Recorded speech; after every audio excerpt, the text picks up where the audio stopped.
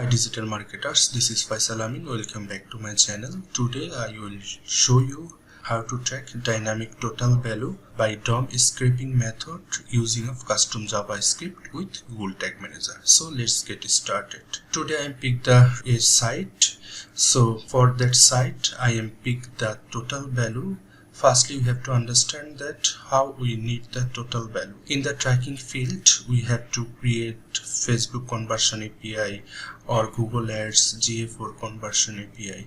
For that, we need to adding some parameters, and in this parameter we have to add the value, because without value our social media platform do not receive the event. Then you can see that is the purchase event and value is the recommended. So if your website do not provide any data layer, so how can you pick the total value using of custom JavaScript?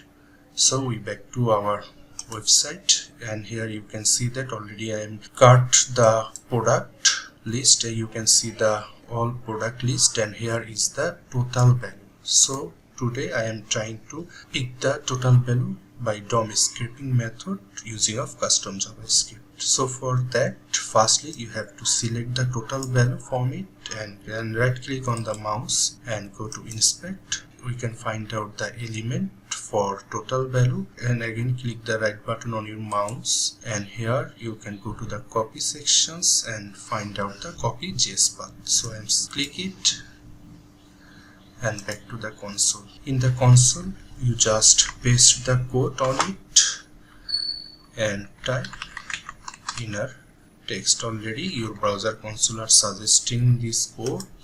Select it and enter, and we are find out the total value. Here is the price showing the 5,840. So we can see the total value, but here is the problem. So we can see that that value shows the currency sign. So you also know that our social media platform like Facebook and GA4 Google Ads do not receive the currency sign to send to the event. So the question is, how do we remove the currency sign? So for that we have to copy the code here and paste it, dot, and paste the code on it, that is replace.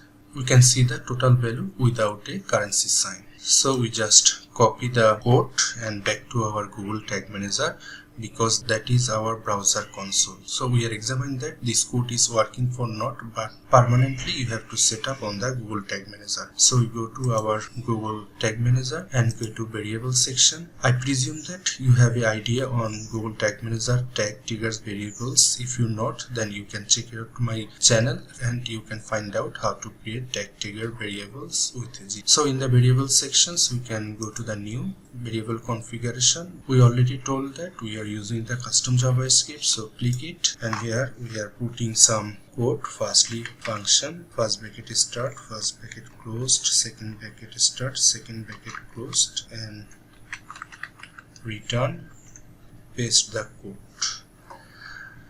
But the problem is we have to find out the value on the browser console. You can see that is the string value. So we have to convert it string to number value. So for the number value we have to just adding a code, that first code, and cover the code with the first bracket. So cover the code with the first bracket, and finally we are giving the variable name, that is CGS total value.